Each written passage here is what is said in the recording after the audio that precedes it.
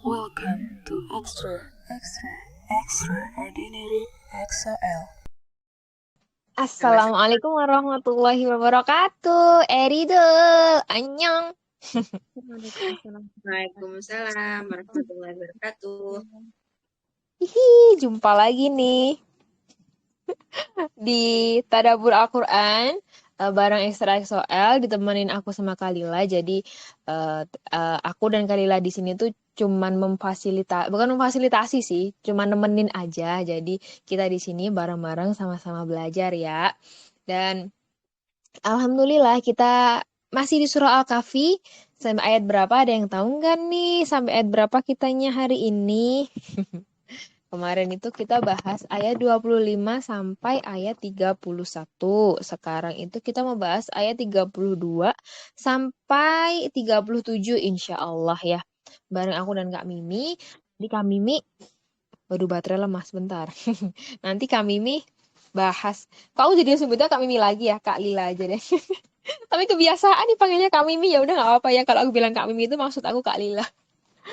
Eh, Nanti Kak Mimi bakal di bagian pertama, di part pertama, dan aku bakal di part kedua. Tapi sebelum kita mulai, yuk kita berdoa dulu. Bismillahirrahmanirrahim. Raditu billahi robba wa bil islami dina wa bi Muhammadin nabiyya wa rasulah. Rabbi shrah li sadri wa yassir li amri wahlul 'uqdatam min lisani yafqahu qawli. Semoga Allah senantiasa memudahkan kita dalam mempelajari ini, dan juga Allah senantiasa melindungi pemikiran kita dari apa-apa yang mungkin melenceng. Semoga Allah luruskan lagi ya, karena ilmu kalau hanya menjadi fitnah, kalau hanya menjadikan kita nggak bisa jadi lebih baik, itu nggak berguna. Ilmu nggak akan berguna kalau tidak bisa menghindarkan kita dari neraka dan memasukkan kita ke surga. Oke, udah kayak orang bener belum nih openingnya? Benar. Sudah terdengar ya suara Solimi dari sisi-sisi belakang. Baru aku mau scroll loh. Mana ini orangnya? Aku baru mau gitu. Alhamdulillah sudah bersuara. Apakah Kak Mimi sudah siap? Yuk lagi. Mau Ada kemana? suspense-nya. Iya silakan. Surga, yes. Yes, amin. Ayo. Aku taunya yang Apachen punya baby lagi. Oh iya, itu memang sudah diakikohi. Astagfirullah. Yuk, lanjut silakan Kak Mimi. Oke. Ya, assalamualaikum warahmatullahi wabarakatuh, teman-teman. Alhamdulillah ya, kita ketemu lagi di Tadabbur Al-Quran Al-Kahf ini di ayat ini selanjutnya ya sebenarnya ya 32 sampai 38. Nah, di 32 dan 38 sampai 38 ini itu udah cerita yang lain. Jadi kan Al-Kahfi itu dari 4 cerita. Dia terdiri atas 4 cerita. Cerita pertama adalah pemuda Goa yang kemarin, apa-apa Goa yang kita udah bahas. Nah, cerita kedua ini tentang seorang pria dan 2 kebunnya. Jadi, seorang pria yang punya 2 kebun. Ini cerita kedua. Nah, di cerita kedua ini, kalau teman-teman tadi udah bacain juga Al-Kahfi 32 sampai 38 itu, lebih ke arah memfokuskan kita untuk sadar bahwa jannah yang sebenar-benarnya adalah jannah yang permanen. Karena ternyata people of jannah atau orang-orang yang eh, memasuki atau merasakan surga itu sebenarnya ada 2 jenis. Surga itu sendiri ada surga dunia, ada surga akhirat. Di mana yang permanen tentu surganya surga akhirat. Yang surga duniawi ini ada juga, tapi dia temporary. Maksudnya dia sementara doang. Tapi kok dibilang surga? Lah iya, karena segala hal yang kita inginkan sesuai kemauan kita, hawa nafsu kita itu semuanya ada di dunia ini. Dan kalau kita diberikan keinginan kita, semua yang kita inginkan kita diberikan di dunia ini, berarti itu kita mendapatkan surga dunia. Gitu ya. Jadi sebenarnya surga akhirat juga konsepnya sama. Apapun yang kita inginkan kan, Kita ingin kebahagiaan, kita ingin rumah di surga yang baik, yang bagus, kita ingin pasangan malaikat atau apa, itu semua yang kita inginkan, sama aja, tapi beda tempat dan waktunya, gitu. Ibaratnya apa ya, lokasi dan waktunya disesuaikan. Yang satu itu untuk selama-lamanya abadi, yang satu lagi sementara. Dan di sini diberikan pelajaran bahwa manusia kebanyakan itu terjebak, tertipu oleh surga-surga duniawi yang mereka pikir itu akan terus terus mereka dapatkan, yang mereka sudah merasakan itu seperti surga permanen, seperti kenikmatan dan kenyamanan yang permanen, dan bahkan mereka mengejar-ngejar itu surga dunia ini. Nah, jadi tadi uh, terdiri dari dua cerita atau beberapa cerita nanti ya. Di cerita pertama tadi Al-Kahfi itu fitnah dari agama. Kan pemuda gua ini dikejar-kejar terus oleh apa namanya? Rajanya di situ terus mau dibunuh itu karena mereka beragama Islam. Fitnah of religion. Tapi yang cerita kedua ini ternyata ada juga fitnah dari kekayaan duniawi, zina, segala hal yang beautification, segala hal yang membuat kita tuh senang, suka, inginkan, yang kita mau. Nah, inilah fitnah dari surga yang salah. Maksudnya salah gimana? Salah fokus, salah lihat.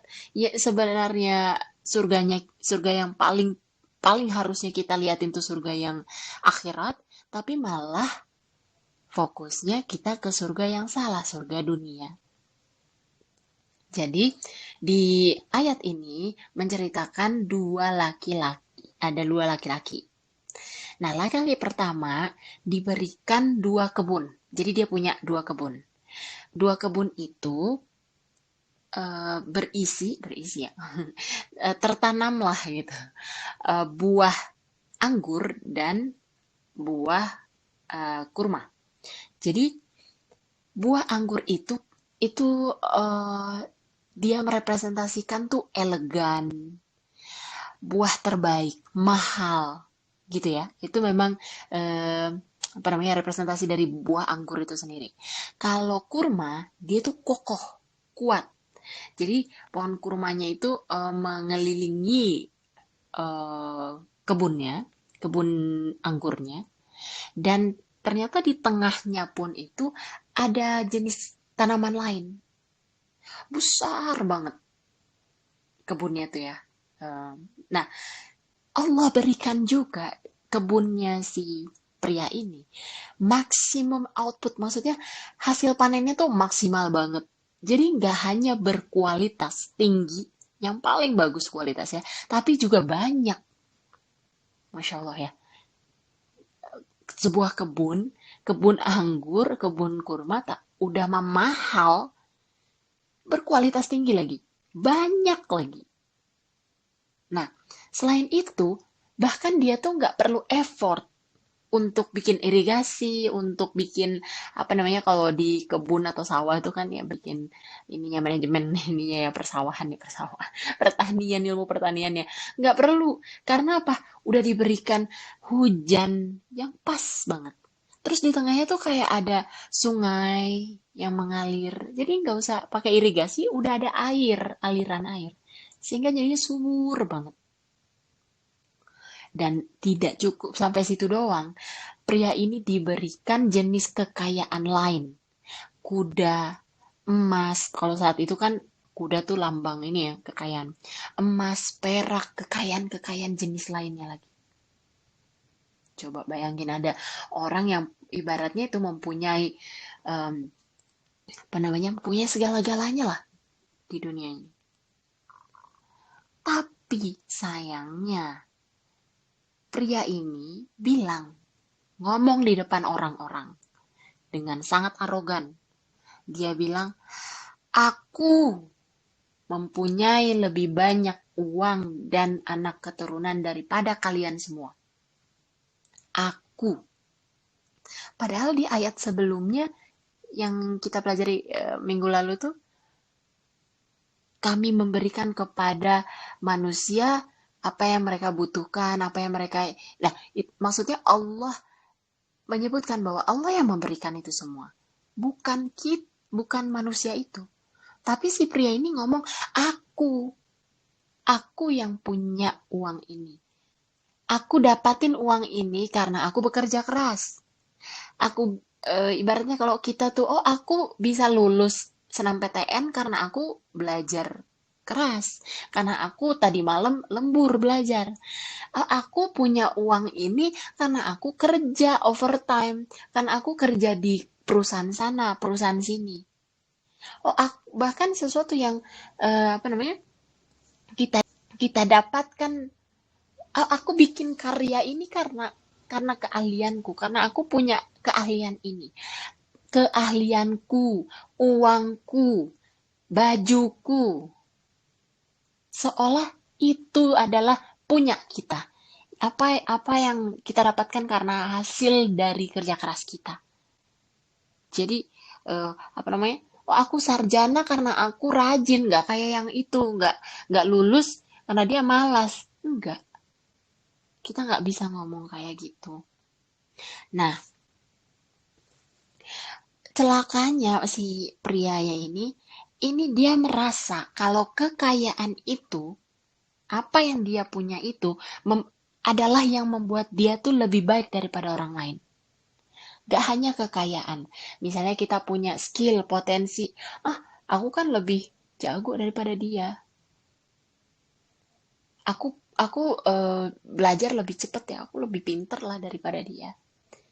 Aku lebih kaya, lebih punya ini. Aku lebih dapat nikmat yang lebih banyak ini. Kayaknya dia enggak gitu. Itu bentuk-bentuk bagaimana kita itu benar-benar nggak punya possession, kita nggak punya andil apapun terhadap ada apapun yang ada di badan kita, di otak kita, bahkan skill, potensi, segala kemampuan itu kan termasuk kekayaan juga. Itu bukan punya kita. Jadi kita nggak bisa berpikir bahwa apa namanya kita lebih baik daripada orang lain akan kekayaan-kekayaan itu. Dan sebenarnya karena arogan sombong ini, sebenarnya eh, tadi pria itu dia hanya mencelakakan dirinya sendiri aja, gitu. Dia nggak dia nggak mencelakakan orang lain, dia sebenarnya bukan menghina orang lain, tapi dia menghina dirinya sendiri.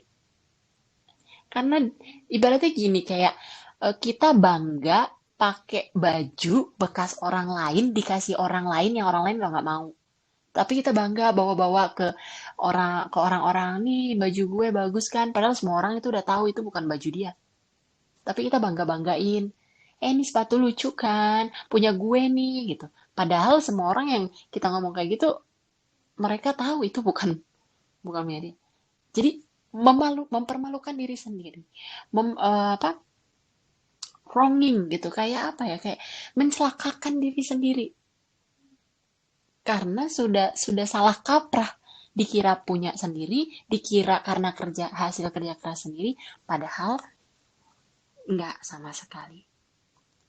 Dan salahnya lagi adalah kadang orang-orang tuh, oh aku mau kerja terus nanti ada dana DPLK, ada jam sostek, dana pensiun kayak gini, gini. Oke, aku punya saldo berapa ratus juta, nanti aku kerja juga sebulan ada gaji tetap, ya bisalah untuk 7 turunan. Nyantai. Dikira kekayaan itu akan terus-menerus sampai selama-lamanya, sampai 7 turunannya. Kalaupun punya 1 triliun sekarang, Allah bisa hilangkan sekejap aja. Entah uangnya yang hilang atau kitanya yang meninggal, ibaratnya gitu. Jadi kadang kita tuh berpikir, aku mau ngumpulin uang untuk masa depan. Nah ini kadang suka salah nih. Planning ada beberapa apa namanya kategorinya. Planning untuk sesuatu yang absurd dan terlalu berlebihan itu juga salah. Maksudnya gimana? Ngumpulin uang, ngumpulin uang, ngumpulin uang, ditaruh di tabungan, taruh di tabungan, taruh di tabungan. Tapi nggak jelas buat apa. Kecuali aku mau haji. Haji itu butuh berapa juta. Oh, berarti aku harus cari ini selama berapa lama. Itu boleh. Tapi sisa dari situ, atau kalau kita punya uang di tabungan, kita harus tahu setiap sen, setiap rupiahnya itu udah ada alokasinya. Kalau ada sesuatu yang hanya untuk ditumpuk aja, ada hisapnya. Itu udah termasuk menumpuk harta. Jadi pria ini berpikir, oh aku punya kebun, punya itu cukup lah buat hidupku nanti masa tua, pensiun aku nanti. Padahal nggak gitu. Dan dia merasa itu nggak akan pernah hilang, akan terus ada selamanya. Abada dia bilang. Padahal yang abada atau abadi itu hanya ada di akhirat. Yang dia sedang pegang sekarang adalah yang sementara. Nah, maka dari itu dia jadi sombong gitu, dia jadi arogan. Dia bilang ya ini surgaku, aku sudah mendapatkan kenikmatan, ini surga. Kenapa harus kita pusingin pikir yang surga di sana yang belum tentu ada? Dia bilang gitu. Mana buktinya? Ini sudah aku dapatkan kok surga. Itu yang aliran agak-agak nggak percaya. Ibaratnya, oh aku harus mengejar surgaku di sini. Aku harus mengejar banyak uangku di sini. Aku harus mengejar, aku harus punya ini, punya itu, punya rumah dulu, itu punya ini, punya itu. Nanti gimana? Aku nggak mau kalau misalnya aku punya suami, terus aku nggak punya apa-apa. Nanti suamiku ceraikan aku, terus aku nggak bisa mandiri. Wah, kepanjangan. Mohon maaf gitu. Banyak banget perempuan-perempuan yang berpikir aku harus mandiri dulu nih. Aku harus bekerja cari uang atau gini. Seolah seolah disinilah tempatnya. Disinilah surga yang harus aku dapatkan. Disinilah aku harus menikmati. Disinilah aku harus berjaga-jaga terhadap apa yang uh, nanti bakal buruk terjadi. Aku sudah punya backup ibaratnya. Gitu. Itu jadi terjebak di situ. Dan dari sini juga kita dapat pelajaran bahwa ada orang-orang juga yang berpikir kalau misalnya diberikan nikmat, diberikan sesuatu oleh Allah, blessing, rahmah, atau dalam bentuk apapun, itu artinya Allah menyayangi. Oh, Allah sayang sama aku, Allah suka sama aku, Allah merahmati, Allah kayaknya happy sama aku. Makanya diberikan ini, diberikan itu, diberikan ini, diberikan itu. Padahal rahmah itu untuk semua orang. Yang kafir juga kaya. Apakah dia disayangi Allah? Oh, enggak. Yang kaya banyak, yang cantik banyak, musyrikun, munafikun, itu untuk semua orang. Rahmah, rezeki, itu untuk semua orang. Bukan artinya terus yang miskin itu dia tidak disayangi Allah atau dia punya lebih banyak dosa. Kamu miskin soalnya kamu ini sih dulu sombong atau dulu begini dulu begitu. Kamu boros sih, kamu kurang ibadah kamu makanya susah mulu hidupmu. Enggak ada korelasinya, enggak ada hubungannya. Atau kita mendapatkan sesuatu itu karena Allah suka sama kita senang. Enggak sebenarnya. Itu emang udah rezekinya. Rezeki kita. Rahmahnya Allah. Tapi nggak ada korelasinya dengan apakah Allah pria ini berpikir bahwa oh aku punya banyak harta dikasih oleh Allah rahmat berkah kayak gini berarti Allah sayang sama aku. Lalu kalau dia bilang kalaupun ada surga yang akhirah itu pasti aku mendapatkan lebih baik daripada ini. Di sini aja aku udah dikasih yang baik. Allah sayang sama aku. Apalagi di akhirat, pasti aku diberikan lebih baik. Allah aja sayang aku di dunia. Menyayangi aku, happy sama aku di dunia. Apalagi nanti di akhirat. Pasti aku dikasih lebih banyak kenikmatan surga. Aku pasti diberikan surga akhirat. gitu. Jadi antara surga duniawi dengan surga akhirat ini itu benar-benar kadang suka tipis banget.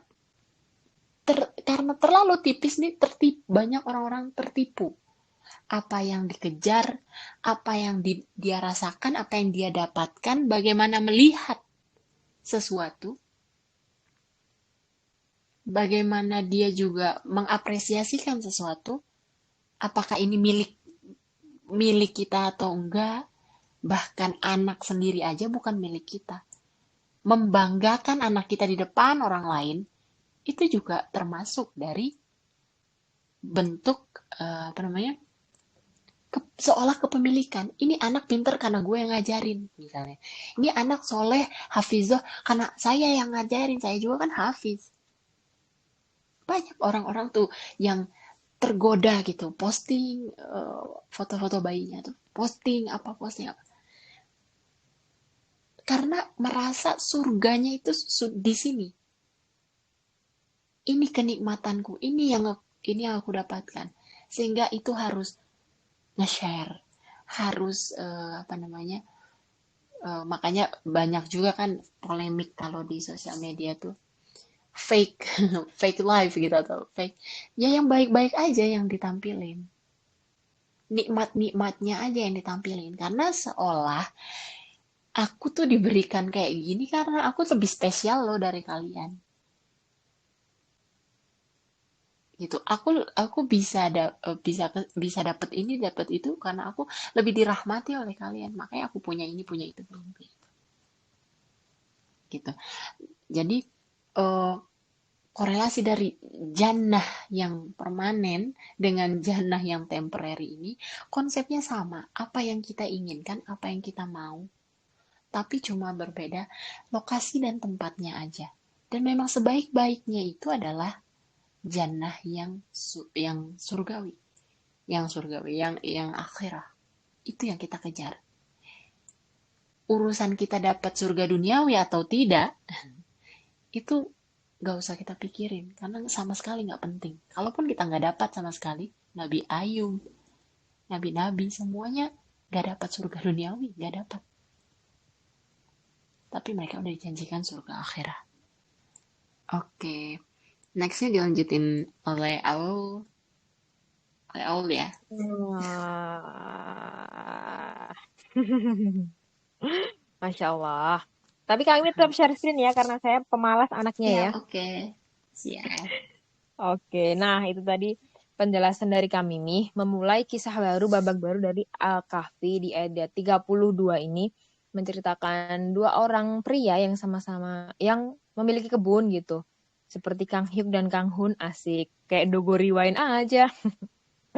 Jadi si Ajusi A, taruhlah Ajusi A ya, dia tuh songong banget lah intinya, yang seperti yang Kak Mimi bilang tadi, si Ajusi ini tuh kayak merasa kalau dia sekarang hidup makmur, dia pikir itu dia akan selamanya begitu gitu loh, karena kadang emang nikmat dunia itu agak melalaikan ya.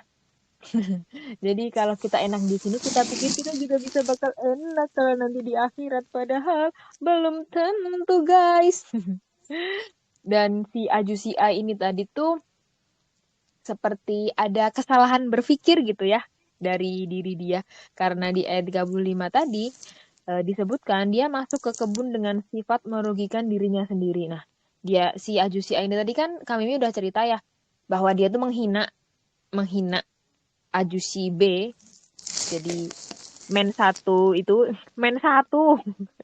tuh yang di slide itu tuh Ajusi A, dan yang bakal aku ceritain ini nanti Ajusi B. Jadi si Ajusi A ini tuh menghina si Ajusi B hanya karena Ajusi A ini punya anak-anak atau jabatan atau kebun yang lebih wow, terus dia menghina gitu loh. Kenapa disebut merugikan diri sendiri? Karena si Ajusi A ini berpikir dia itu sedang mengejek Ajusi B, kemudian dia itu seolah-olah sedang apa ya? Dia pikir dia itu berbuat sesuatu hal yang salah, atau intinya dia tuh menyakiti orang lain gitu. Dia pikir ya. Padahal sebenarnya dia tuh sedang menyakiti dirinya sendiri gitu loh. dia sebenarnya lagi bersalah sama dirinya sendiri, dia merugikan dirinya sendiri gitu loh. Karena dia merasa lebih tinggi, dia merasa lebih wow. Padahal ketika dia masuk ke kebun, dia sendiri yang paling rugi sebenarnya. Karena arogansinya Ajusi A ini tuh membuat dia delusi, membuat dia merasa dia yang terbaik, yang paling gitu. Nega Cale Calaka gitu. Jadi dia merasa kayak udah paling wah banget gitu loh. Dan Allah menyebut orang-orang kayak Ajusi A ini tuh orang-orang yang merugikan dirinya sendiri gitu loh. Karena dia mengira ini semua tidak akan berakhir gitu loh. Kesalahan berpikir banget kan gitu. Bahwa dia tuh berpikir apa yang dia miliki akan terus dia miliki selamanya. Kesuk. Jadi kayak nggak mungkin gitu loh. Nggak ada yang selamanya. Cintaku padamu aja nggak selamanya gitu loh. Apaan sih? Hanya karena sekarang dia hidup makmur, hidup sehat, hidup kuat, kayak mungkin sekarang lagi mengalami masa-masa indah dalam hidup. Bukan berarti itu akan terjadi selamanya gitu loh. Dan si Ajusi A ini tuh berpikir surga, dalam tanda kutip ya, surga kecilnya dia ini yang ada di dunia ini tuh bakal abadi. Itu jadi ceritanya Ajusi A itu menghina Ajusi B. Dan sekarang di ayat 36, kita masuk di ayat 36. Mana ye? Oh ya ini. Al-Qur'annya mesti digeser dikit. Asik. Oke, aku bakal bacain terjemahannya dulu ya di ayat 36. Dan aku kira hari kiamat itu tidak akan datang, dan sekiranya aku dikembalikan kepada Tuhanku, pasti aku akan mendapat tempat kembali yang lebih baik daripada ini. Nah, ini kesalahan berpikir yang tadi aku bilang. Dia merasa kalau di dunia hidupnya enak, nanti di akhirat juga bakal enak. Karena kan di dunia dia tuh merasa Allah sayang sama dia ya. Jadi di akhirat pasti Allah lebih sayang sama dia. Tapi tidak, kamu pede sekali Ferguso. Tidak semudah itu gitu loh maksudnya. Mana ada orang sombong terus di akhirat hidupnya enak. No, karena kita juga udah sering dengar bahwa tidak akan masuk surga barang siapa yang di hatinya terdapat kesombongan barang sebesar biji zarah. Jadi sombong itu no karena akar dari segala dosa itu memang sih kesombongan. Kalau kita merasa lebih baik daripada orang lain, ana khairu minhum. Nah, udah itu kelar, hidup kita kelar kalau kita udah merasa ana khairu minhum itu tadi ya. Karena setan pun dulu Azazil ya, kalau kalian tahu. Tahu lah ya. Nah, itu tuh dulu kesalahan awalnya kan gak mau bersujud sama Nabi Adam. Karena dia merasa lebih baik daripada Nabi Adam. Dan dia jadi membangkang sama perintahnya Allah. Dan itulah yang bikin dia sampai sekarang berusaha ya punya proyek besar-besaran untuk mengarahkan manusia mengikuti mereka. Jadi jangan sampai ya guys kita tertipu dengan tipu daya mereka gitu. Oke, balik lagi di Ajusi A tadi ya. Ajusi A ini tuh begitu asik gitu dengan surga dunianya. Sampai-sampai nggak peduli pada surga yang sesungguhnya. Surga di akhirat gitu loh. Beda kali ya manusia ya. Jadi dia berpikir jika dia dalam keadaan baik di dunia, di akhirat pun dia akan begitu. Dia pikir hidup baik dan makmurnya dia di dunia yang sekarang itu adalah tanda bahwa Allah itu ridho sama dia. Padahal, ya kami udah ngejelasin juga tadi ya, Allah itu memberikan dunia kepada seluruh makhluknya. Entah mukmin, fasik, muslim, kafir, semuanya Allah kasih. Semuanya. Jadi, kebaikan yang ada di dunia, kebaikan dunia maksudnya ya, dari mulai, ya kebaikan dalam bentuk materi, itu tuh sebenarnya nggak bisa dijadikan tolak ukur bahwa Allah sayang sama seorang hamba. Itu. Tolak ukurnya Allah sayang sama seorang hamba, apakah kalau gitu? Aku lupa redaksi hadisnya, mungkin nanti bisa nanya ke Sofi ya.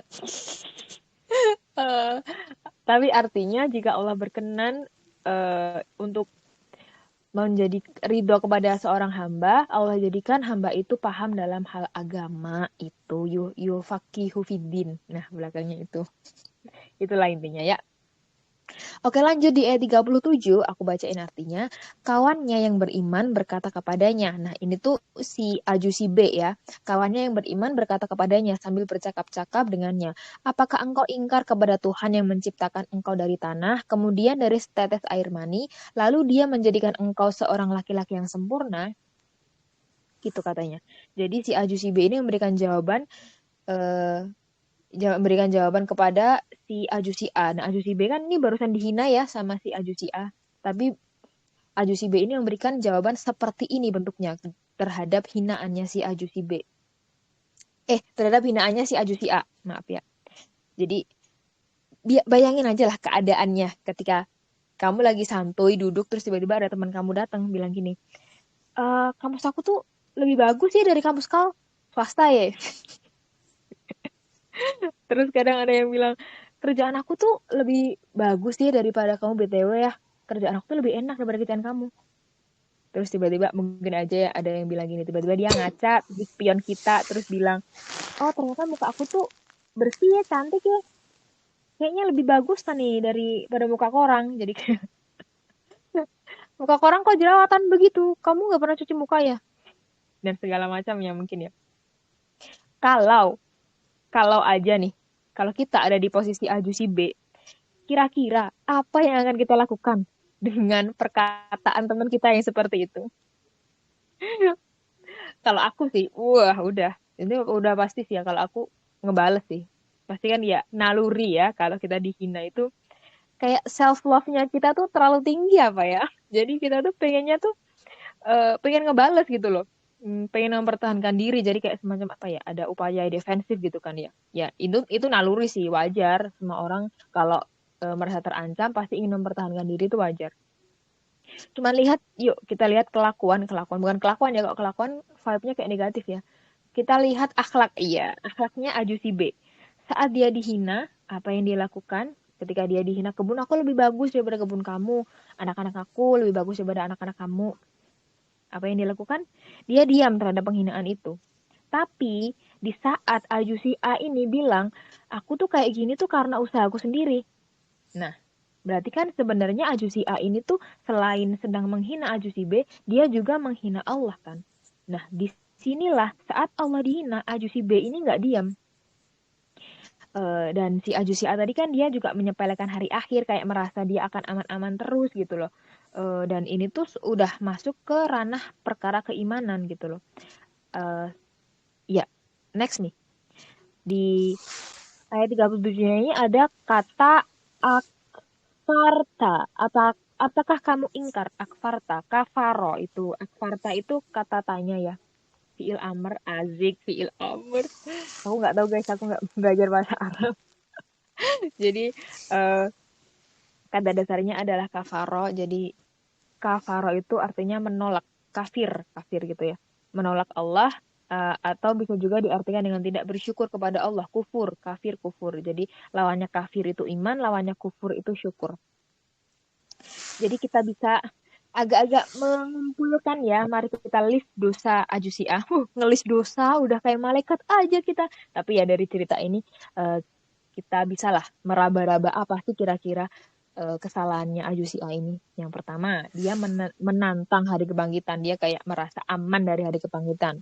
Yang kedua, dia menafikan Allah atas apa-apa yang dia miliki. Jadi kayak ya arogan gitu loh. Apa yang aku dapetin sekarang itu karena usahaku gitu loh. Kalau orang bilang tuh usaha tidak mengkhianati hasil, asik. Jangan gitu ya. Dan yang ketiga, si Ajusi A ini meremehkan Ajusi B, berarti kan dia udah meremehkan orang lain karena tidak memiliki apa yang dia miliki. Nah, di sini makna utama kafaro di sini adalah thankless, jadi alias nggak bersyukur gitu loh. Bagaimana bisa kamu segitunya nggak bersyukur dengan yang menciptakan kamu gitu loh. Seolah kalimat dari Ajusi B ini kepada Ajusi A itu kayak gitu. Allah menciptakan kamu dari debu, kemudian dari tanah, setetes sperma, dan akhirnya dari barang-barang tanah itu kan, kalau kita kan apa ya, seringnya bilang, ih jangan main tanah kotor, jangan main tanah banyak cacingnya, nanti kamu dicacingan, nanti kamu buncit nggak gendut dan segala macam hal-hal yang kita fitnahkan kepada tanah ya. Jadi kita berasal dari debu yang nggak berguna, yang nggak bernilai, kita dari tanah. Bahkan penciptaan kita dari rahim ibu kita pun berawal dari tetes sperma. Sperma itu hal yang najis ya, sperma itu ya. Jadi, sperma itu najis nggak ya? Bentar, nanti kita buka-buku fikihnya lagi ya guys. Jadi, tapi itu kan yang jelas itu hal yang menjijikan ya bagi kita. Jadi kalau ada pun harus segera dibersihkan gitu kan ya. Nah, kita tuh berasal dari hal menjijikkan seperti itu, dan Allah ciptakan, Allah proseskan itu sehingga kita bisa jadi manusia seperti sekarang, guys, yang cantik, yang matanya dua, hidungnya lubangnya dua, telinganya dua, yang kalau konser sering dibilang Erida Naomi Ipuda, katanya Ipuda, kita katanya cantik. Nah, Allah tuh membuat kita tuh dari barang yang hina menjadi yang seperti sekarang ini, yang cantik, yang glowing, yang sekarang alhamdulillah ngaji, masya Allah, ih gemes. Oke, lanjut. Dan tahu nggak sih poin Ajusi B ini mengatakan ini itu adalah untuk menyadarkan hakikat Ajusi A. Jadi hakikat menyadarkan dia bahwa dia itu manusia gitu loh. Bahwa kamu tuh berasal dari bukan apa-apa dan Allah menjadikan kamu seperti sekarang. Kok bisa-bisanya Anda sebegitunya nggak bersyukur dan ingkar sama keberadaan Allah gitu loh ya. Dan yang perlu kita perhatikan juga, jangan pernah kita mengira bahwa kita lebih baik daripada yang lain. Ya siapa kita gitu loh. Kalau udah mengingat hakikat manusia itu, kita jadi lebih apa ya, lebih bisa sadar diri gitu loh. Jadi kalau misalkan sering-sering lah kita mendengarkan kajian soal manusia, soal asal muasal manusia, soal siapa kita yang sebenarnya, mungkin bisa ikut dengan di kelas GC sebelah di Kingdom of Zero. Iya, promosi saya. Oke, lanjut. Jadi aku ulangin sekali lagi, kita tuh ya dari debu, kita dari tanah. Ini loh, tanah yang kita injak-injak, ini tuh asalnya dari kita gitu loh. Kita tuh ini yang kita injak ini loh. Jadi asal kita tuh ya yang tiap hari kita injak ini loh guys. Ini tuh tanah, ini tuh debu gitu loh. Bahkan kalau tanah ini kena tangan kita, kena kaki kita, atau kena kepala kita, kita pasti langsung ngebersihin kan. Ih kotor, kotor, kotor. Kayak adik kita aja kalau main tanah kita suka bilang, jangan main tanah, kotor dek. Kok adik sih ponakan ya udah punya ponakan ya, ini tante ya. Atau saya doang nih yang tante-tante. Oke lanjut. Jadi tanah itu sesuatu yang kita anggap kotor gitu ya. Karena hakikatnya kita injak di bawah, jadi ya itulah asal kita itu di bawah. Kita tuh bukan apa-apa dan bukan siapa-siapa gitu loh. Kita berasal dari nutfah. Nutfah, iya, ya, ya, yang aku bilang tadi, cairan sperma yang asalnya menjijikkan. Bahkan kalau kena pakaian, kita mati-matian ngebersihinnya ini, nggak hilang-hilang. Karena apa? Karena jijik, guys. Jijik gitu. Aku jijik. Dan sekarang, setelah kita seperti ini, kita mau merasa jadi orang yang paling mulia. Iya, lebih mulia, lebih baik daripada yang lain.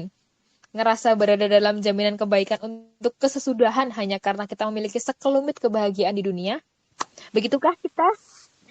Dan sesungguhnya, sejatinya Allah lah yang ngebuat kita jadi seperti ini, memiliki bentuk terbaik meskipun berasal dari sesuatu yang kotor dan menjijikkan.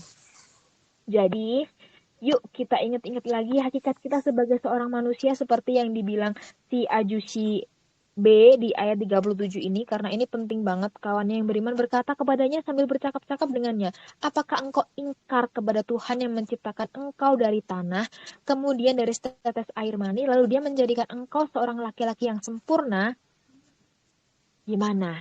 Kita dari tanah, kita dari hal yang hina, menjijikkan, masih mau sombong kah? Astagfirullahaladzim. Semoga kita terhindar ya guys dari itu tadi,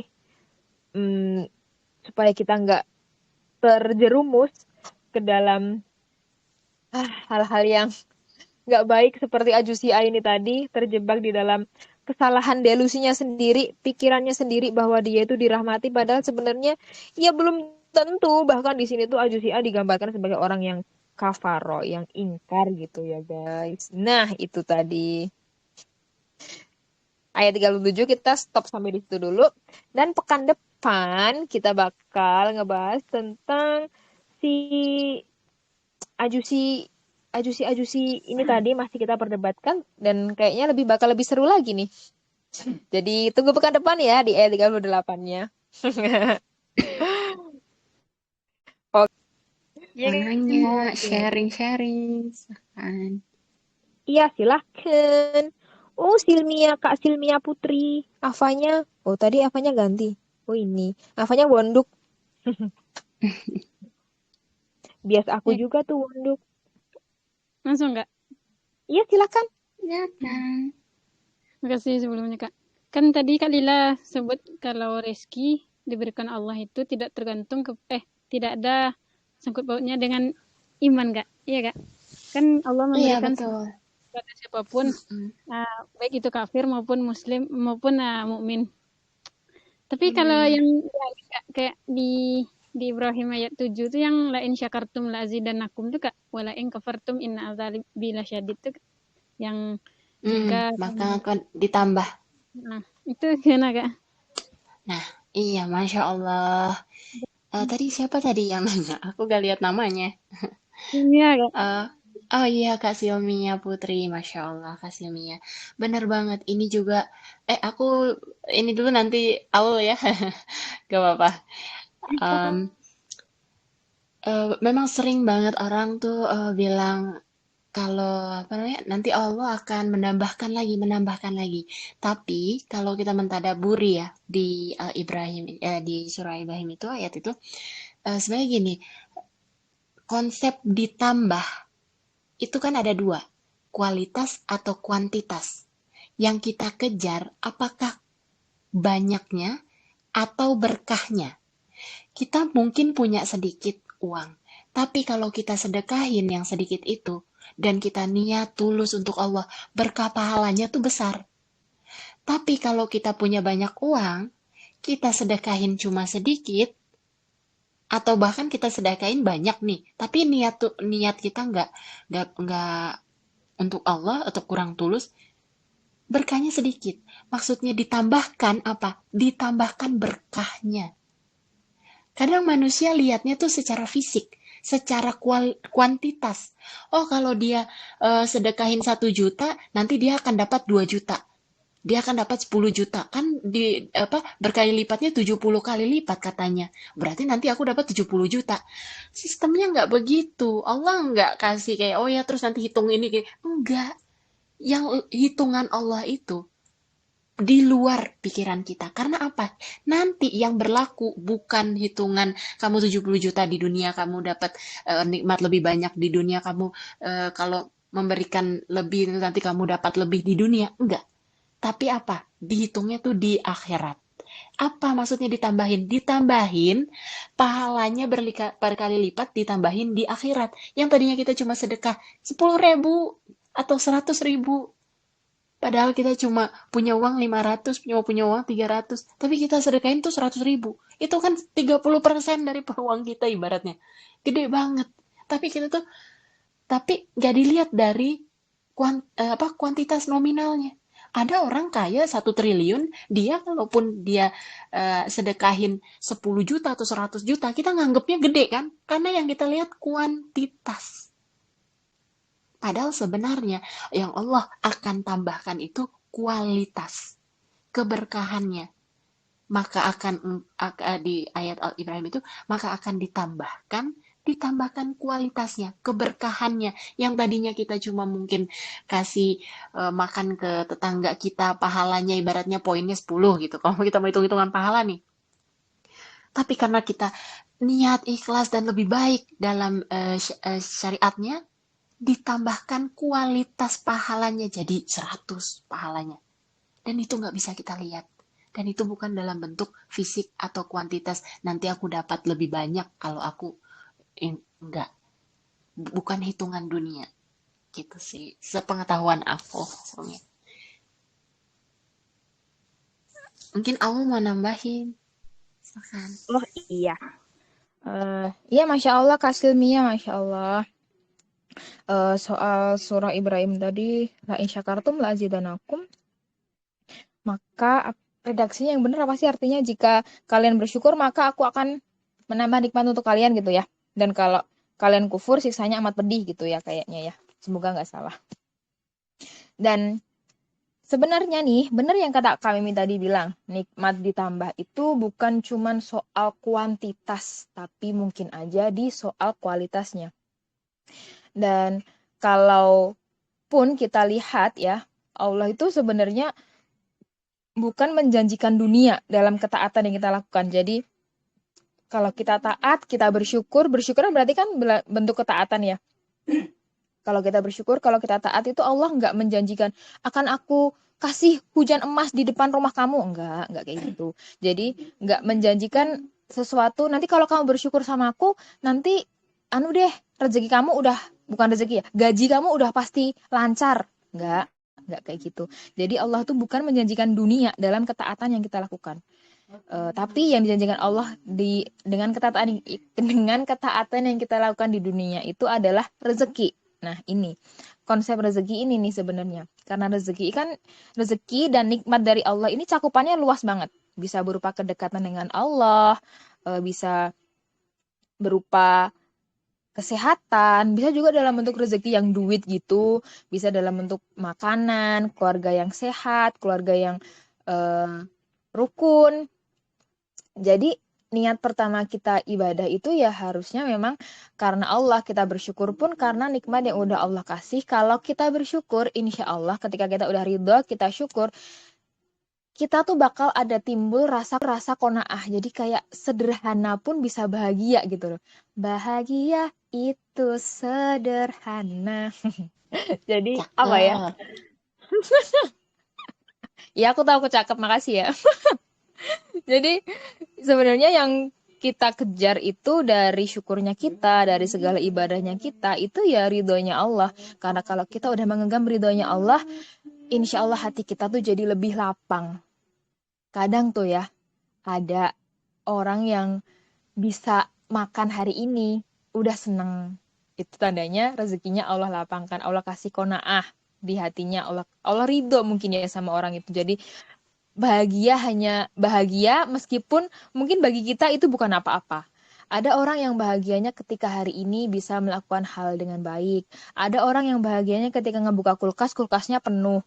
Meskipun ya udah sih biasa aja, cuman kulkas penuh, paling isinya apa sih, kulkas air putih jangan-jangan. Tapi udah bikin dia Mie instan. bahagia gitu loh.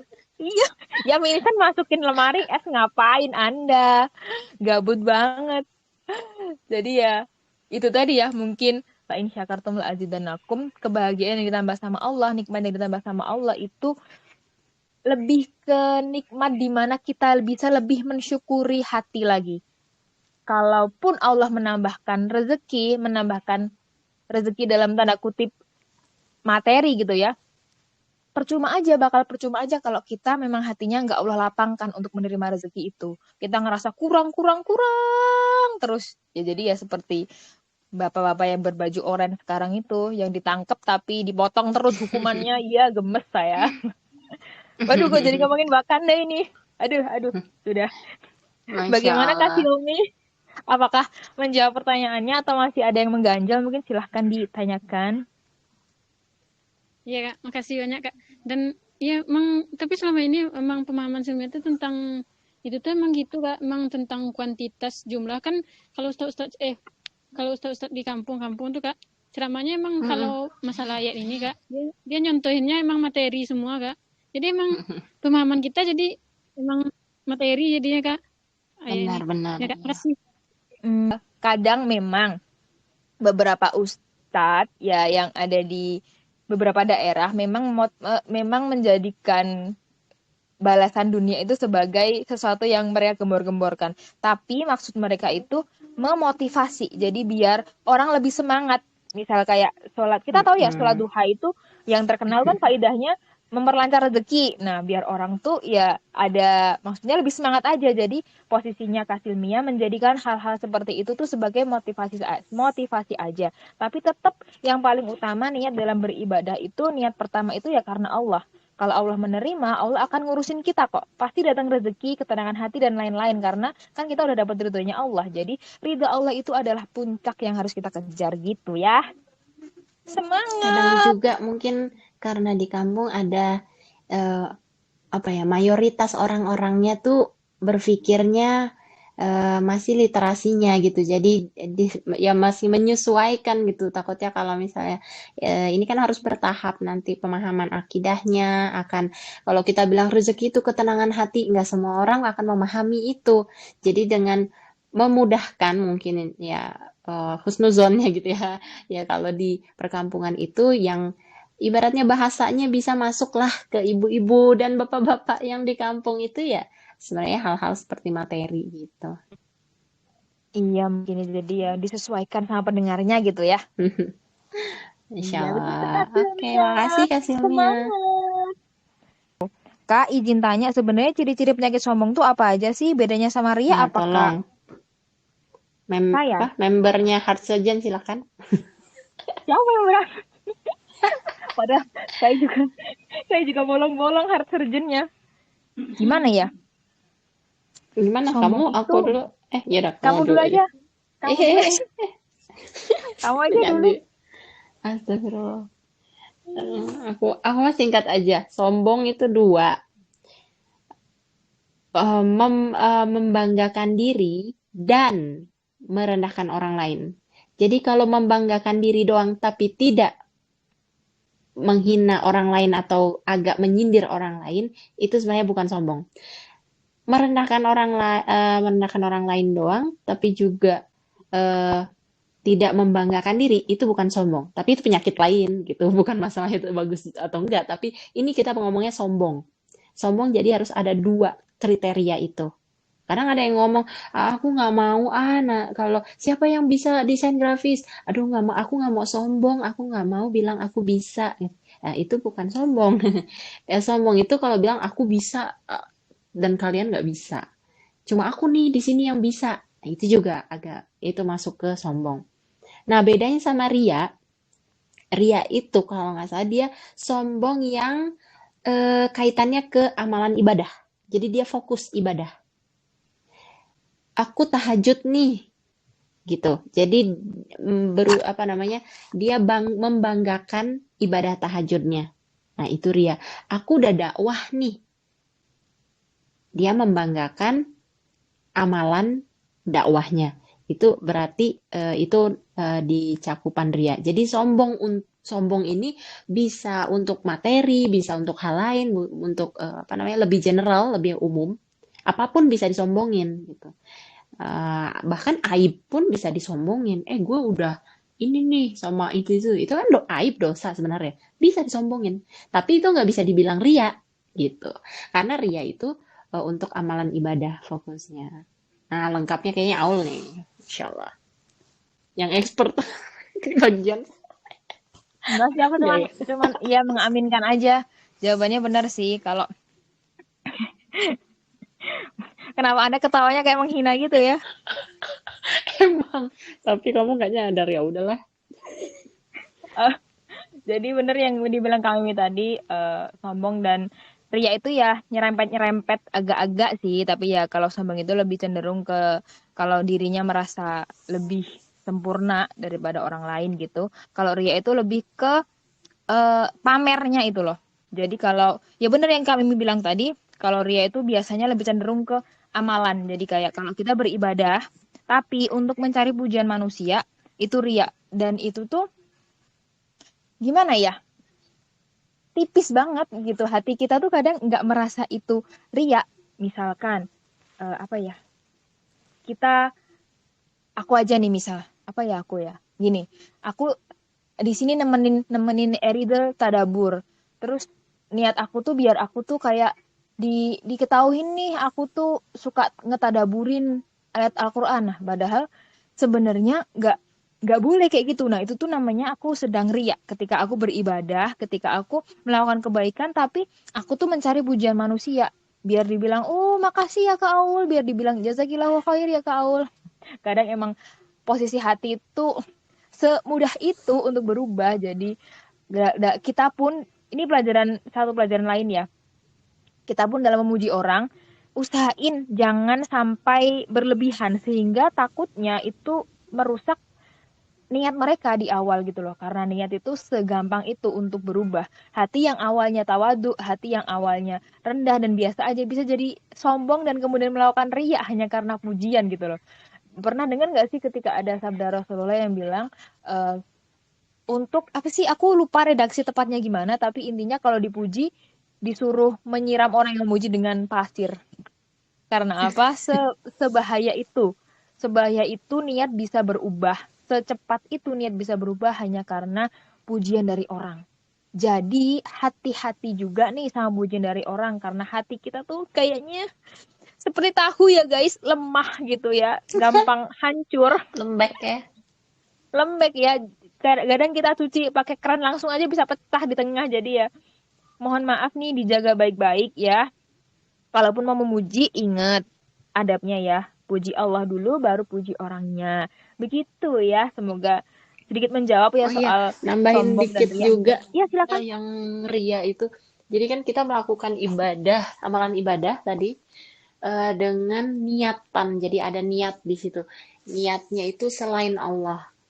Jadi kalau kita Iya. melakukan amalan ibadah dengan niatan yang selain Allah, itu masuk ke ria. Tapi kalau kita nggak melakukan sesuatu juga karena karena orang lain atau karena takut dipuji, takut juga ini takut itu pun juga ria. Jadi kita udah niat nih mau dakwah, tapi takut nanti dibilang sok suci, takut nanti aku kan belum bisa apa-apa sebenarnya, terus gak jadi melakukan amalan ibadah yang sebenarnya baik, itu juga ria karena kita nggak jadi melakukan karena perkataan orang lain, karena takut takut juga sama orang lain gitu. Berarti kan kita melakukan itu bukan buat Allah. Kalau kita lakukan buat Allah, pasti kita lakukan itu. Meskipun kita merasa niat aku udah bener nggak ya, itu on the way bisa dilatih. Kayaknya niat aku belum buat Allah nih, aku nggak jadi dakwah, aku nggak jadi nge-share postingan, kayak niat aku belum tulus. Nah itu udah ria, karena tidak jadi melakukan sesuatu juga gitu. Gitu sih teman-teman. Iya, jadi melakukan atau tidak melakukan sesuatu karena manusia, nah itu tanda-tanda tuh ya. Tanda-tanda bahwa harus ada yang harus diluruskan gitu dari hati kita dalam beramal gitu loh ya. Jadi kalau apapun baik buruk itu patokannya jadikan Allah sebagai satu-satunya patokan kita gitu loh ya. Karena kan eh, kadang ya itu tadi loh, orang-orang yang kayak belajar ilmunya udah banyak, orang banyak mendengarkan perkataan dia, itu tuh gampang banget bisa terjangkit yang namanya sikap sombong ya. Jadi merasa dirinya udah wah gitu ya. Itu tadi ya seperti Ajusi A itu tadi ya. Jadi kalau udah kita ngerasa paling wah itu juga kita mesti waspada banget nih. Kadang bisa timbul rasa nggak seneng nih kalau ada orang yang biasanya ngedengerin kita, dia ngedengerin orang lain. Jadi kayak ya itu tadi, anak khairum minhum Udah itu masuk penyakit bahaya. lain tuh. Hasad, Iya, iri hati, iya. Nah, dengki, itu bisa masuk semua dari anak khairum minhum merembet-rembet. itu tadi gitu loh. Ya, hati-hati aja kalau semisalkan omongan kita didengar, itu juga sesuatu yang mesti kita senantiasa mintakan perlindungan sama Allah ya.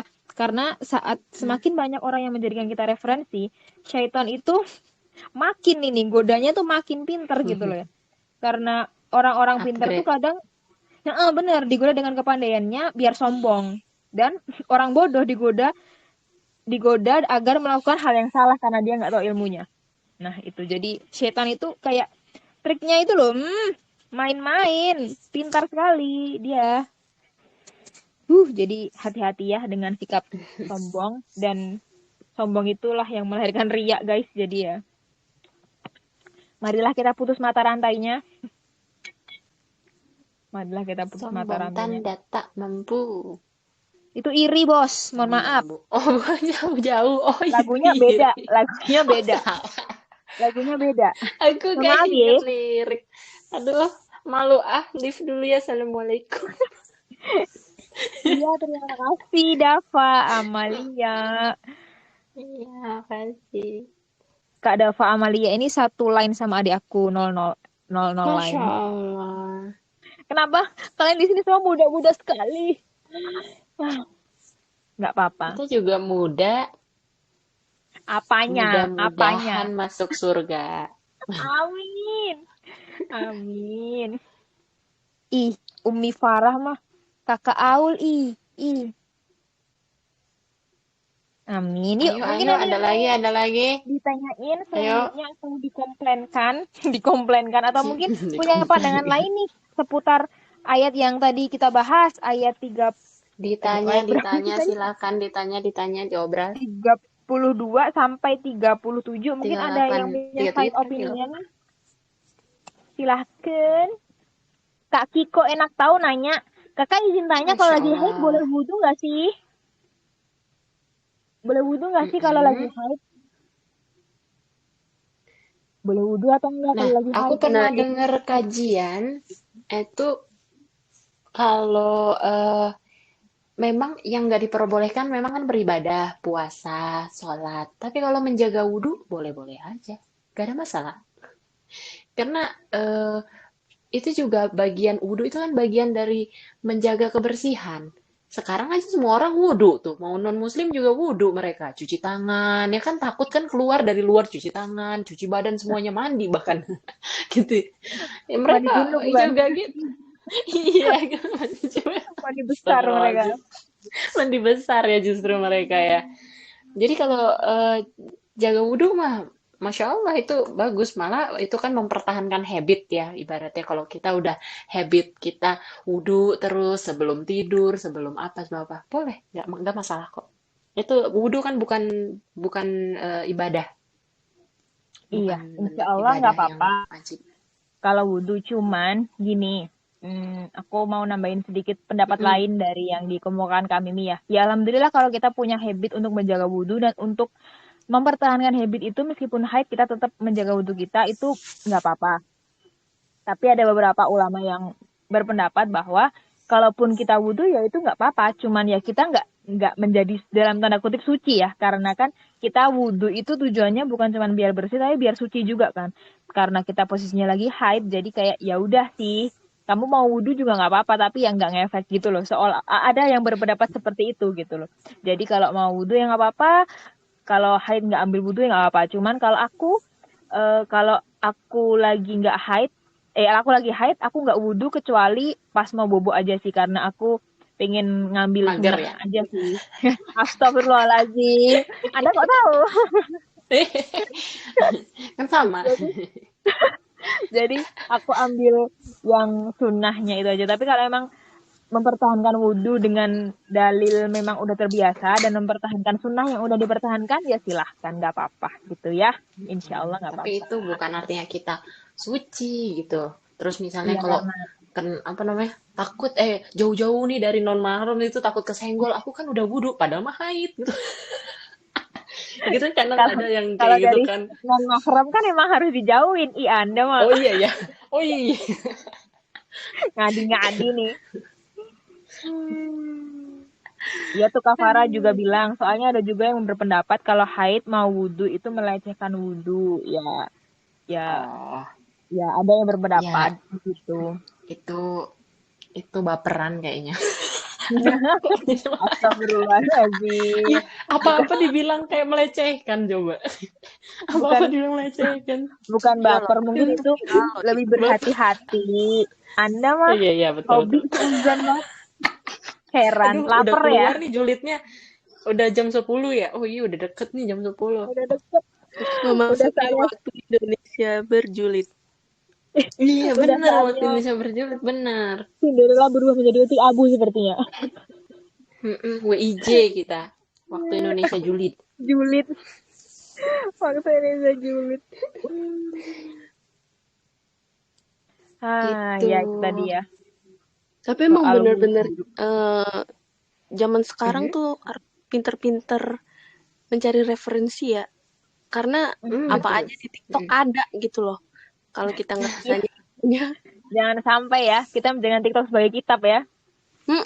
Soalnya aku lihat itu di TikTok ya kan selama ini kita tuh ini aja kan wudhu aja gitu kan karena kita berpendapat kayak gitu nggak bakalan bikin suci cuman ya karena udah habit aja tiba-tiba ada yang kayak gitu perempuan lagi Jadi haid parno ya.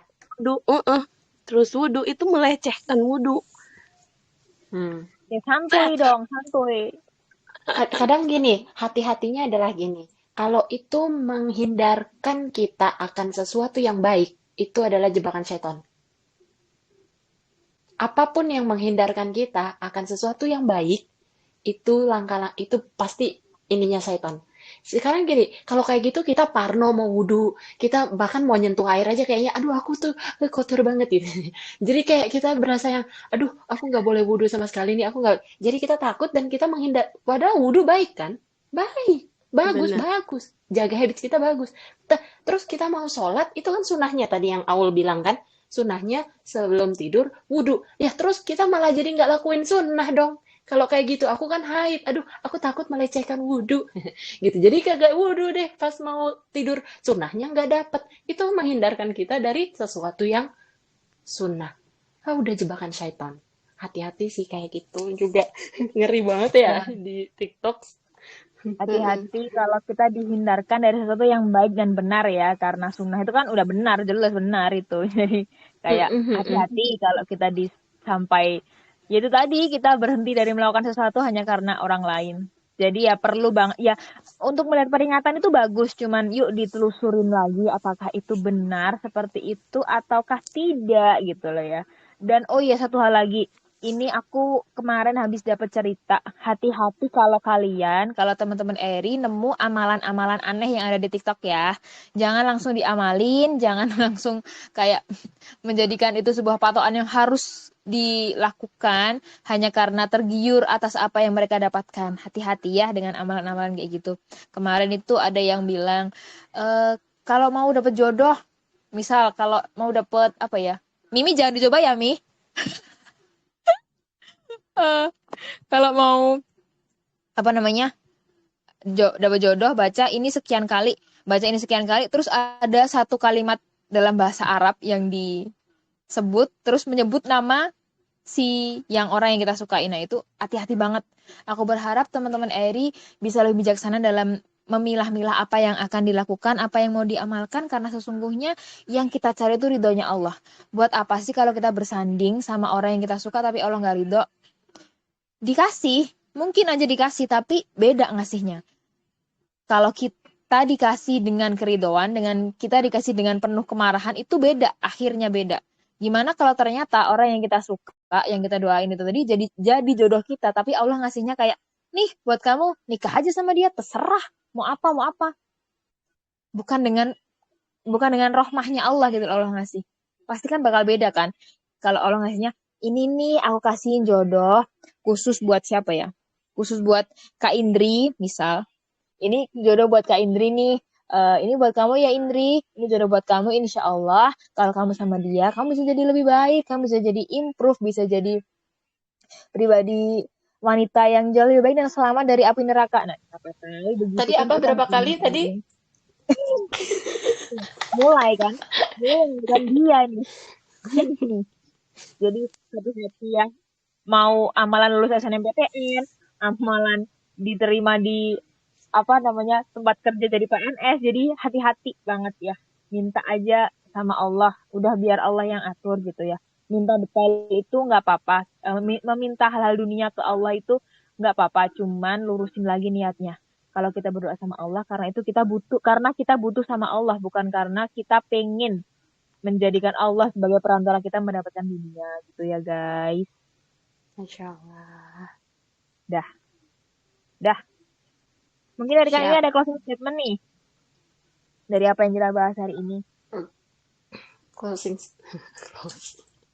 Ya, Masya Allah teman-teman. Dari ayat 32 sampai 38 ini, yang cerita kedua dari Al-Kahfi, kita bisa dapat insight bahwa apa yang kita kejar itu sebenarnya adalah yang abadi. Fokuskan terus ke jannah yang permanen, yang akan selama-lamanya. Meskipun kita susah sekarang, meskipun semua orang menentang kita, semua orang mengatakan ini, itu, tapi kita tahu fokus kita kemana. Itu yang akan menguatkan kita. Dan bagaimana kita juga berperilaku terhadap orang lain, terhadap benda yang kita rasa kita miliki, kita punyai keahlian kita, atau nikmat yang dititipkan kepada diri kita. Kepada kita tuh rizki yang dititipkan. Anak, pasangan, teman, semuanya. Orang tua itu juga titipan. Kita harus punya awareness terhadap diri kita dan segala yang ada di sekeliling kita supaya kita bisa gunakan itu semua untuk mencapai tujuan kita tadi, jannah yang permanen atau surganya Allah. Itu Masya dari aku. Allah. Ini Silmi, Anda sekolah dulu aja ya. Nanti habis itu baru saya doakan jodoh ya. Mohon maaf nih. Ya, lulus kuliah dulu ya. Ya, pas kuliah ya nggak apa-apa nikah. Cuman ya nggak apa-apa sih. Ya, semoga jodohnya cepat datang gitu aja deh. Semoga yang mendoakan juga diperlancar ya. Oke, Amin. amin. Oke, mungkin itu tadi closing statement dari kami. Dan terakhir, aku mau minta maaf dulu sama Eridel kalau karena orang yang banyak ngomong itu banyak salah. Jadi aku dan Kak Mimi mohon maaf, banyak salahnya, ada yang menyinggung atau mungkin kalau ada hal-hal yang kita sampaikan kurang berkenan atau ada kurang lurus, kurang kurang benar gitu ya. Bisa langsung ditegur aja nggak apa-apa. Kalau sungkan bisa langsung dijabri. Insya Allah aku dan Kak Mimi terbuka untuk kritik dan saran membangun gitu ya. Asal jangan dimarahin ya. Kami ini seperti tahu, hatinya lemah. Ya, jadi ya butuh Tapi dikuatkan asik. lidahnya seperti pisau tajam kali. Ya namanya juga cewek, suka merasa Cuwewe, ya dirinya betul. dirinya yang paling tersakiti asik. Iya, Itu Masya dari Allah. aku. It's my heart, mas, not hers. Oh, not her. Pan. Aduh, belum sembuh dia nih kayaknya. Oke. Subhanakallahumma bihamdika asyhadu an la ilaha illa anta astaghfiruka wa atubu ilaik. Wal asri innal insana lafi khusrin illa ladzina amanu wa amilus solihati wa tawassaw bil haqqi wa tawassaw bis sabr. Aku kembalikan ke Fani. Halo Fani. Halo, halo. Oke, Oke, silakan. oke. Eh, Makasih Kak Aul dan Kak Lila atas apa ya sharingnya malam ini. Semoga bisa bermanfaat buat teman-teman. Oke, karena sekarang udah jam 22.05. Mungkin dari teman-teman ada yang mau itu lagi nggak nih? Eh, Nanya atau sharing lagi? Kayaknya udah ya.